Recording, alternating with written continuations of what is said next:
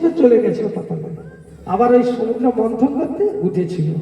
এখন সমুদ্র যে মন্থন করবে, যারা ঘোল মুয়া দেখেছে আগেকার তারা জানে, কিন্তু এখনকার ছেলেমেয়েরা জানে না। সে সমুদ্রের মন্থনটা কি হবে, মন্দার পর্বত কেটে নিয়ে আসছে। পর্বতটাকে সমুদ্রে যদি ফেলে দেয় ও তো ডুবে যাবে। ভগবান বিষ্ণুকে বলছে উপায় কি, বলছে থামো, আমি উপায় বের করছি। কচ্ছপের রূপ ধরছে, ছবিটা একবার ভাগ করতে হবে। কচ্ছপের রূপ ধরে জলের তলায় ভগবান বিষ্ণু নিচে ডুবে আছে, তার উপরে ওই মন্দার পর্বত আছে। এবার এই যে মন্থন দড়িটাকে না বাসুকি নাগ, এইবার অসুররা বলছে এখন সাপ, বাসুকি নাগ মানে সাপ, সাপেতে যে রাজা নাগরাজ বাসুকি। এখন দেবতারা একদিকে, অসুররা একদিকে। এখন অসুরের দিকে ওই মুখটা আছে, কেন বাসুকি নাগের নাক থেকে যে নিঃশ্বাসটা বেরোচ্ছে সে বিষের মানে এত তার তীব্রতা, দেবতারা মূর্ছা চলে যাচ্ছে। তো নেজের দিকে ধরেছে দেবতারা, অসুররা ধরেছে মুখের দিকে। একটা একটা জিনিস উঠতেছে, চন্দ্র উঠলো, অসুরদের বলছে তোমরা এটা নিবে, এটা আমাদের কি কাজে লাগবে, ওটাই দেবতাদের দিয়ে দেবো। দেবতারা বলছে আমাদের মহাদেবের মাথা খুব গরম, শিবের, তো এটা মহাদেবকে দিয়ে দাও, ওর মাথায় থাকবে, ও মাথাটা ঠান্ডা থাকবে, মহাদেবকে দিয়ে দিবা ভালো। এবারে সুরভি গাভী উঠছে, গাভী তোমরা নেবে, ওকে নিয়ে আমাদের কি, ও দেবতাদের দিয়ে দেবে।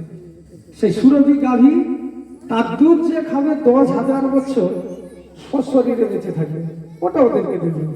শেষ কি হলো, সুরভি গাভী কল্পবৃক্ষ, যে কল্পবৃক্ষ সেই গড়ায় দাঁড়িয়ে যে যা চাইবে, আপনার খাবার দরকার খাবার এসে যাবে, গরমের দরকার গরম হবে, ঠান্ডার দরকার ঠান্ডা হবে, জল চাই জল আসবে।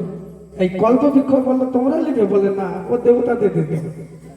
কলিযুগে কিন্তু কল্পবৃক্ষ নেই, কেন জানেন?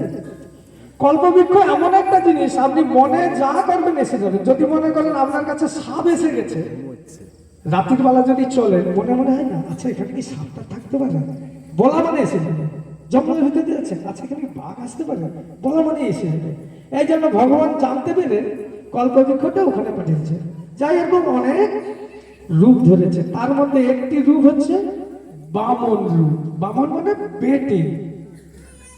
বলি মহারাজ একদিন ঘোষণা করলো রাজ্যের মধ্যে যত ব্রাহ্মণ আছে তাদেরকে আমি দান করবো। সব ব্রাহ্মণরা লাইন দিয়ে চলছে, আর বলি মহারাজ যেহেতু শুনেছে আজকে দান করবে, বলি মহারাজের একটা ছাতা আছে, আপনারা ছবিতে দেখবেন, আর একটা কমণ্ডলু। বামন মানে বেটে ছেলে, বেটে, অনেকে বলেন এই বামন ছেলে।